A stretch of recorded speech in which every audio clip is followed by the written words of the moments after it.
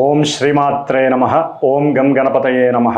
ఐం సరస్వత్యై నమః. ఓం శ్రీ గురుభ్యో నమః. జ్ఞానానందమయం దేవం నిర్మలస్ఫటికాకృతిం ఆధారం సర్వవిద్యానాం శ్రీ హయగ్రీవముపాస్మహే.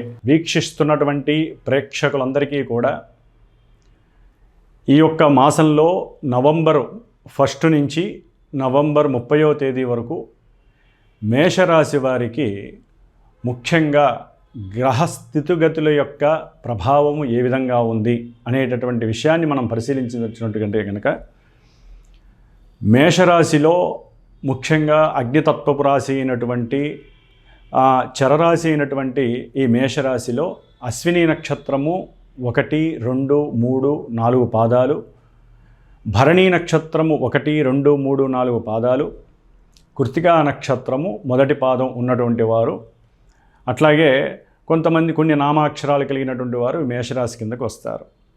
అయితే ఈ యొక్క నవంబర్ మాసంలో మనకి ప్రత్యేకించి గ్రహాల యొక్క వ్యవస్థలో అవస్థలో చాలా మార్పులు జరుగుతున్నాయి.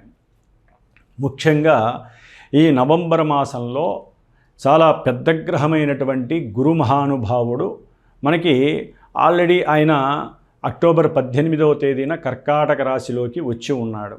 ఆయన నవంబర్ 11వ తేదీన వక్రగతిని పొంది మళ్ళీ వెనక రాశి అయినటువంటి మిథున రాశిలోకి తన యొక్క ప్రయాణాన్ని చేస్తూ ఉంటాడు ఆయన.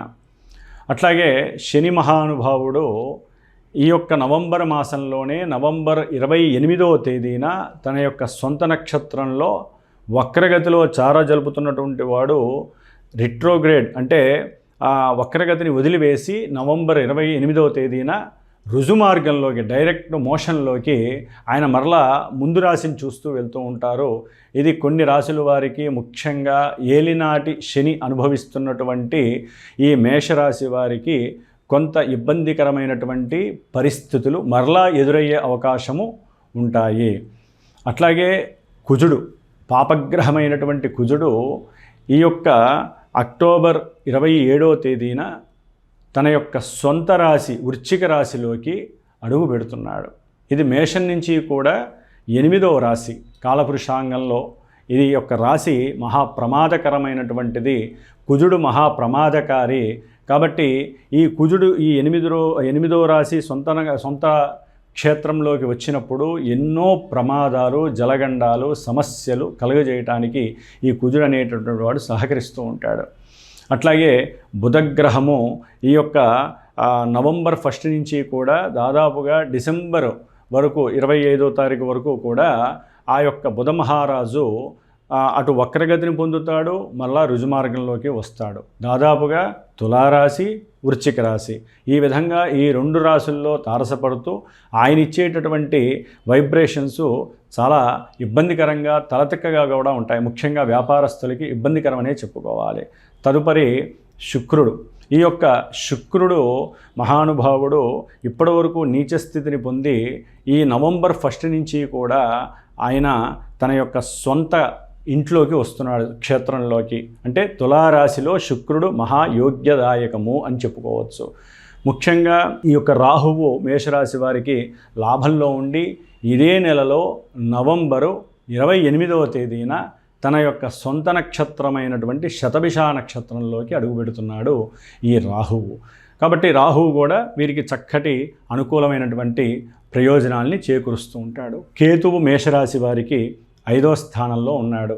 కాబట్టి ఈ గ్రహాల రీత్యా చూస్తే కనుక సాధ్యమైనంత వరకు ఒక్క రాహుగ్రహము అట్లాగే రవిగ్రహము, ముఖ్యంగా ఆరోగ్యప్రదాత అయినటువంటి రవి ఈ యొక్క నవంబర్ 17వ తేదీ నుండి తన యొక్క తులారాశిని వదిలిపెట్టి నీచస్థితిని వదిలిపెట్టి మిత్రరాశి అయినటువంటి మిత్రుడితో కలిసి వృశ్చిక రాశిలోకి అష్టమంలోకి అడుగుపెడుతున్నాడు.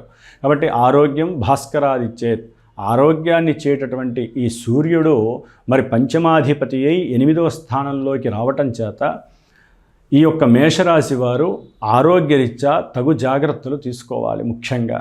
అట్లాగే ఎవరికైనా సరే శిరోబాధలు కానీ అట్లాగే రహస్య అవయవముల పరంగా కూడా ఎన్నో హార్మోన్స్ ఇన్బ్యాలెన్సింగ్ వలన కూడా ఈ రవి కుజులు ఇక్కడ ఉండడం ద్వారా ఈ జలరాశిలో 2 ఉష్ణతత్వపు గ్రహాలు ఉండటం ద్వారా వీరికి కొంత ఎండ వచ్చి చలిలో ఉన్న ఎండ వచ్చిన వెంటనే తుమ్ములు, జలుబులు, అదే ఒక రకమైనటువంటి శిరోబాధలు, ఇట్లా రకరకాలైనటువంటి ఉష్ణ ప్రవృత్తి కలిగినటువంటి సమస్యలు ఎన్నో వస్తాయి. ఆకస్మికంగా ఎన్నో గండాలని కూడా వీరు తప్పించుకుంటారు. ముఖ్యంగా గవర్నమెంట్ జాబ్స్లో పనిచేసేటటువంటి ఉద్యోగస్తులు కానివ్వండి, లేకపోతే రాజకీయ నాయకుల్లో కొంతమందికి మేషరాశి వారి కనుక ఉన్నట్లయితే వారి యొక్క వంశపారంపర్యంగా వచ్చేటటువంటి ఈ యొక్క రాజకీయ వ్యవస్థలో వారికి కొన్ని అవరోధాలు, ఇబ్బందులు, అవమానాలు, అనుమానాలు, గండాలు కూడా కలిగే అవకాశాలు చాలా ఎక్కువగా కనిపిస్తున్నాయి మేషరాశి వారికి. అట్లాగే సంతానపరంగా కూడా ఈ యొక్క మేషరాశి వారికి సంతాన కారకుడైనటువంటి గురుడు ఉచ్చస్థితిలో ఉన్నప్పటికీ నవంబర్ 11 తర్వాత ఆయన వక్రగతిని పొంది మరి 4వ స్థానంలో ఉండటం ద్వారా, అట్లాగే ఈ సంతానాధిపతి అయినటువంటి రవి 8లో ఉండటం ద్వారా, కుజుడితో కలవడం ద్వారా ఎవరైనా సరే మేషరాశి వారు గర్భస్థితిని అనుభవిస్తూ ఉన్నట్లయితే, అంటే గర్భవతులై ఉన్నట్లయితే కనుక తప్పకుండా వారు ఆదిత్య హృదయాన్ని చదవండి, సుబ్రహ్మణ్య ఆరాధన చెయ్యండి. అట్లాగే దత్తాత్రేయుడిని ఎప్పటికప్పుడు మనసులో ఓం దిగంబర దిగంబర శ్రీపాదవల్లభ దిగంబర అనేటటువంటి నామస్మరణ కనుక చేస్తూ ఉన్నట్లయితే ఆ స్వామివారే మీ యొక్క గర్భాన్ని, గర్భంలో పెరుగుతున్నటువంటి శిశువుని కూడా ఆయనే కాపాడే అవకాశం ఉంటుంది. ఎందుకంటే గ్రహస్థితి చాలా దుర్లభంగా దురవస్థలో ఉందనే చెప్పుకోవాలి మేషరాశి వారికి. ఆ జాతకరీత్యా మీకేదైనా అనుకూలమైనటువంటి గ్రహదశలు, అట్లాగే అంతర్దశలు, విదశలు జరుగుతున్నట్లయినా, లేకపోతే ఈ యొక్క గ్రహాలు జాతకంలో ఎక్కడైనా పాజిటివ్ కనుక ఇస్తున్నట్లయితే ఈ యొక్క ఎఫెక్ట్స్ మీకు అంతగా తగలకుండా కొంతవరకు ఆ జాతకంలో ఉన్నటువంటి పరిస్థితులు మిమ్మల్ని ఎప్పటికప్పుడు కాపాడే అవకాశాలు అయితే ఉంటాయి. ముఖ్యంగా 5వ స్థానంలో మేషరాశి వారికి కేతు ఉండటం చాలా అవస్థ కలిగినటువంటి పరిస్థితి. ఎందుకంటే అటు ఆధిపత్యం కలిగినటువంటి రవి బాలేదు, కారకుడైనటువంటి గురుడు ఉచ్చస్థితిలో ఉన్న ఉపయోగం లేదు. అట్లాగే అష్టమంలో ఉన్నటువంటి కుజుడు గర్భ విచ్ఛిన్న దోషాలని, ప్రమాదాలని, ఎన్నో రకాలైనటువంటి ఆకస్మిక అనారోగ్య దోషాలని, ముఖ్యంగా స్త్రీలకి గనక అయినట్లయితే కనుక స్త్రీలలో హార్మోన్స్ లోపం వలన నెలసరి వాళ్ళకి కలిగేటటువంటి ఆ ఋతుక్రమంలో ఎన్నో ఇబ్బందులు, తేడాలు అనుభవిస్తున్న వాళ్ళు, లేకపోతే కొత్తగా ఈ యొక్క గోచారంలో రవికుజుల యొక్క కలయిక చాలా ఇబ్బందులు కలుగజేస్తుంది.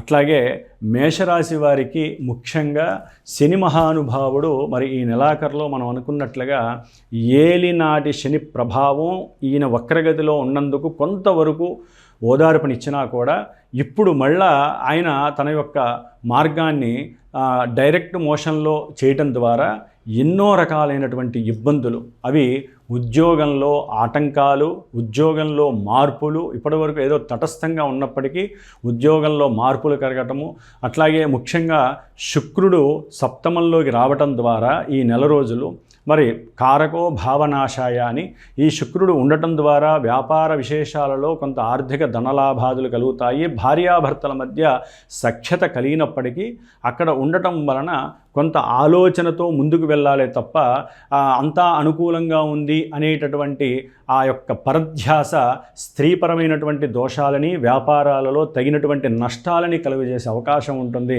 ఎందుకంటే బుధుడు కూడా మీకు అష్టమంలోకి రావటం విశేషమైనప్పటికీ రవికుజులు కలిసి ఉండటం ద్వారా కొన్ని చర్మ సంబంధిత అనారోగ్య దోషాలు కావచ్చు, అట్లాగే భూ సంబంధిత విషయాలలో అయితే కనుక రియల్ ఎస్టేట్స్ వ్యాపారులకైతే కనుక బాగుంటుంది అనుకునే లోపలే ఈ కుజుడు రాహుని చూడటం ద్వారా అభీష్ట సిద్ధి కలుగుతుంది అనుకునే లోపల ఈ కుజరాహుల యొక్క సంబంధం అనేటటువంటిది చాలా విపరీతమైనటువంటి సర్పదోష ప్రభావాన్ని కలుగజేస్తోంది ఈ యొక్క మేషరాశి వారికి. కాబట్టి ఏదైనా సరే, ఎవరైనా సరే వారి యొక్క జన్మజాతకంలో ఉన్నటువంటి గ్రహ స్థితిగతులను బట్టి, దశ అంతర్దశలను బట్టి ఈ యొక్క గోచారంలో వీటిల్ని అన్వయించుకుంటూ ముందుకు వెళ్ళాలి. ఎవరికైనా సరే జాతక విశేషాలు తెలుసుకొని ముందుకు వెళ్ళి దానికి తగ్గట్టుగా జపతపాదులు, హోమాదులు, అభిషేకాదులు ఇలాంటివి చేసుకోవటం ఉత్తమం. ప్రస్తుతానికైతే కనుక వీరు ఇందాక నేను చెప్పినట్లుగా ఈ యొక్క దైవపరంగా దత్తాత్రేయుడి యొక్క అనుగ్రహాన్ని పొందండి. అట్లాగే ఈ నెలలో కాలభైరవాష్టమి వస్తోంది నవంబర్ 28వ తేదీన. కాబట్టి కాలభైరవుని యొక్క అనుగ్రహాన్ని పొందండి. 26వ తారీఖున స్కంద షష్ఠి వస్తోంది. స్వామివారు సుబ్రహ్మణ్య షష్ఠి అంటారు. ఆ రోజున చాలా విశేషమైనటువంటి యోగము సంతాన ప్రాప్తికి, వివాహ ప్రాప్తికి, దాంపత్య ఆనుకూలతకి, అట్లాగే విద్యపరంగా ఎన్నో ఇబ్బందులు పడుతున్నటువంటి వారికి కూడా ఈ యొక్క సుబ్రహ్మణ్యేశ్వర అనుగ్రహం చాలా చాలా విశిష్టమైనటువంటిది.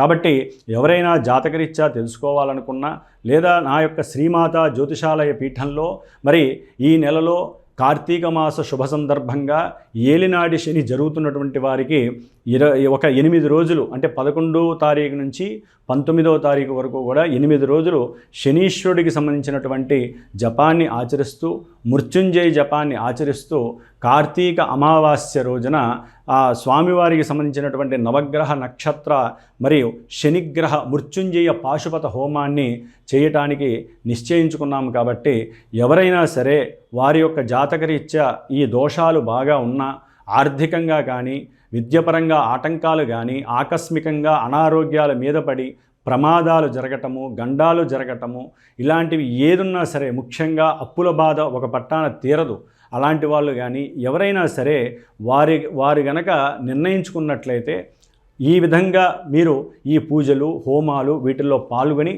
ఆ యొక్క దైవ సంకల్పాన్ని, దైవ అనుగ్రహాన్ని పొందినట్లయితే మీకు ఉన్నటువంటి మేషరాశి వారికి కఠినంగా ఉన్నటువంటి ఈ దోషాలన్నీ తొలగిపోయే మహత్తర భాగ్యం లభిస్తుంది. ఈ నెల రోజులు ఆదిత్య హృదయాన్ని తప్పకుండా చదవండి. దానివలన ఎన్నో లాభాలు కలుగుతాయి. ముఖ్యంగా నవంబరు 17 తర్వాత ఆదిత్య హృదయాన్ని తప్పకుండా చదవాల్సిందే. సుబ్రహ్మణ్యేశ్వర స్వామి యొక్క స్తోత్రాన్ని మాత్రం విడనాడకండి. దానివలన మీ ముందుకు వచ్చినటువంటి ఎన్నో ప్రమాద గండాల నుంచి కూడా తప్పించుకునే భాగ్యము సుబ్రహ్మణ్యేశ్వరుడు మీకు ప్రసాదిస్తాడు. ఓం సర్వే జనాః సుఖినో భవంతు. ఓం శ్రీమాత్రే నమః.